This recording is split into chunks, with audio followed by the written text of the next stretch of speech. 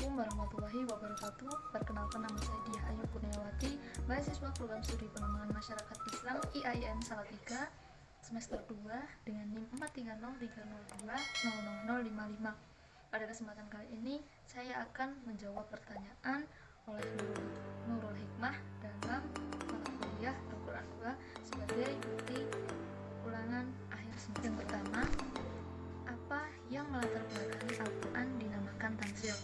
Yaitu menurut Al-Raghib Al-Isfahani, kata tanzil diartikan turunnya Al-Quran berangsur-angsur kepada Nabi Muhammad SAW.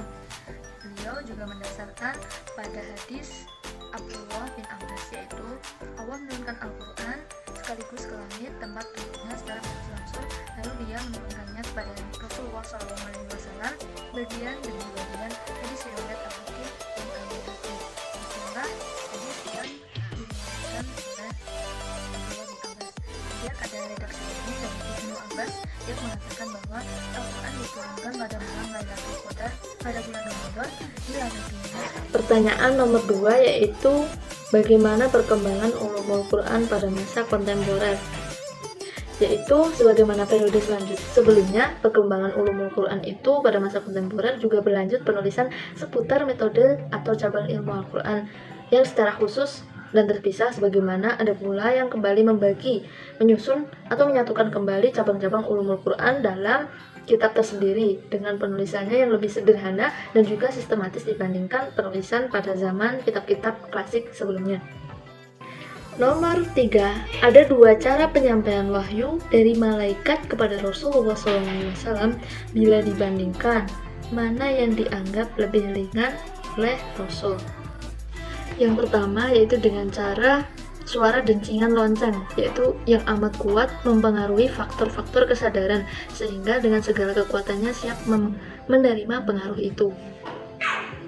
Cara ini paling berat menurut Rasul, karena Rasul harus mengumpulkan kekuatan, menerimanya, menghafal, dan memahaminya, lalu disebarkan kepada sahabat pada masa itu. Yang kedua yaitu dengan cara malaikat menjelma menjadi sosok laki-laki berbentuk manusia mendatangi Rasul dan memberikan wahyu kepada Rasul, dan cara ini lebih ringan dibandingkan cara yang sebelumnya. Nomor 4 yaitu jelaskan proses tahapan turunnya Al-Quran bertahap kepada Nabi Muhammad SAW.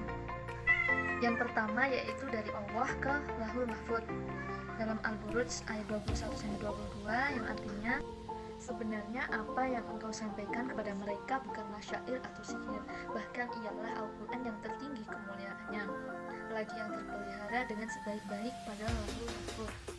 Yang kedua yaitu dari Lauhul Mahfuz ke Baitul Izzah. Terdapat pada Al-Qadar ayat 1 yaitu sesungguhnya kami telah menurunkan Al-Quran pada malam Lailatul Qadar. Yang ketiga yaitu Baitul Izzah ke Nabi Muhammad SAW. Dalam Quran surat Al-Isra ayat 106 yaitu, dan Al-Quran ini kami bagikan supaya engkau membaca kepada manusia dengan lambat tenang, dan kami menurunkannya berangsur-angsur. Nomor 5 yaitu apa yang dimaksud redaksi yang mengandung kemungkinan atau muhtamal. Dikutip dari Monaref Kemenak.go.id bahwa muhtamal ini redaksi yang masih kemungkinan atau belum pasti asbabun nuzulnya, lawan kebalikan dari muhtamal yaitu sarih atau jelas. Jadi muhtamal masih samar-samar dan masih banyak kemungkinannya, belum tahu mana yang pasti.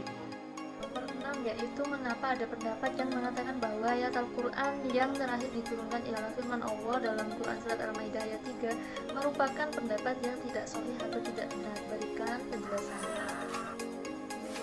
Riwayat ada 9 pendapat tentang ayat terakhir yang turun dalam Al-Quran.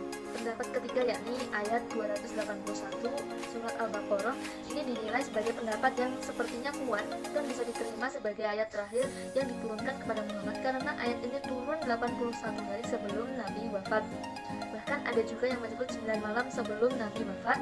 Tapi kemudian Imam Abu Bakar Al-Bakilani sebagaimana dikutip Syekh Manhal Al-Qatar dan juga Imam Adruddin Al-Zarkashi dalam kitabnya Al-Manhan bahwa mengetahui ayat pertama dan terakhir yang turun kepada Nabi Muhammad bukanlah kewajiban agama.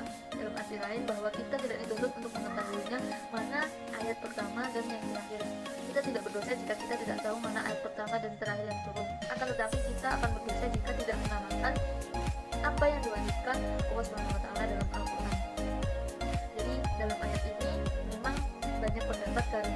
riwayatnya turun berdekatan dengan wafatnya Nabi, dan ada juga yang turun bertepatan dengan disempurnakannya Islam sebagai agama rahmatan lil alamin.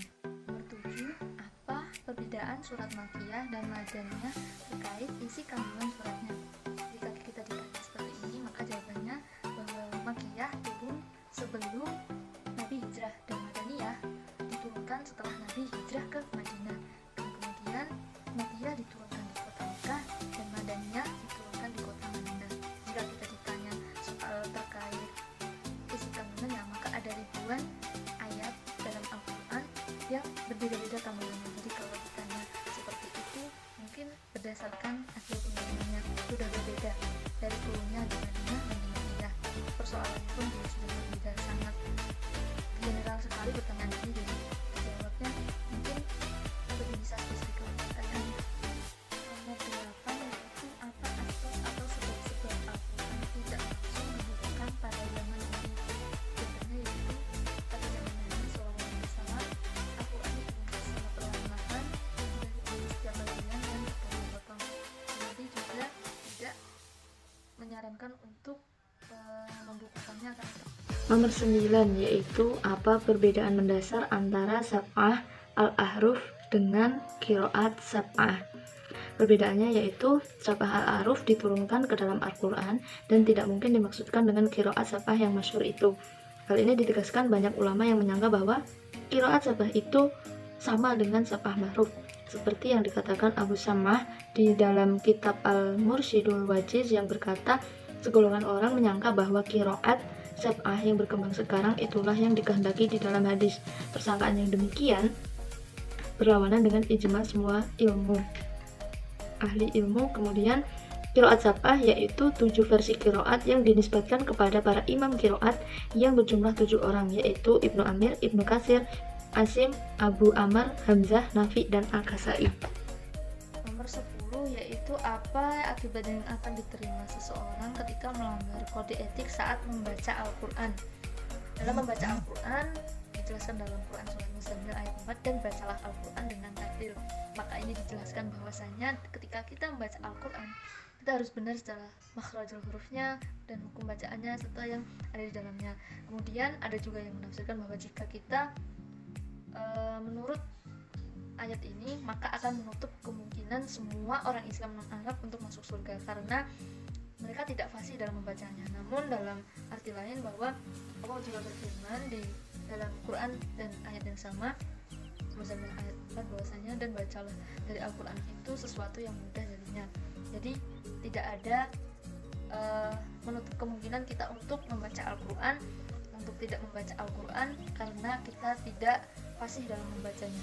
Nomor 11, apa saja kriteria untuk menetapkan ada tidaknya munasabah relevansi antara ayat-ayat dan antara surat-surat? Kriterianya yaitu dengan cara tamasul dan juga tayabuh atau persamaan atau penyesuaian antara maudhu'-maudhu'nya. Maka apabila ada ayat-ayat atau surat-surat yang mengenai hal-hal yang ada kesamaannya atau kesatuannya berhubungan dengan ayat-ayat permulaannya dengan ayat-ayat penghabisannya, maka terdapatlah munasabah atau relevansinya di antara ayat-ayat dan surat-surat tadi secara logis dan dapat diterima. Dan apabila mengenai ayat-ayat atau surat-surat tadi yang berbeda sebab turunnya dan tentang hal-hal yang tidak ada sama atau serupa, maka sudah tentu tidak ada munasabah atau relevansi antara surat-surat atau ayat-ayat tersebut. Kemudian pertanyaan nomor 12 yaitu tentang apa perbedaan terjemah dengan takwil. Takwil yaitu mengalihkan lafaz-lafaz ayat Al-Quran dari arti yang lahir dan rajih kepada arti lain yang sama dan maju.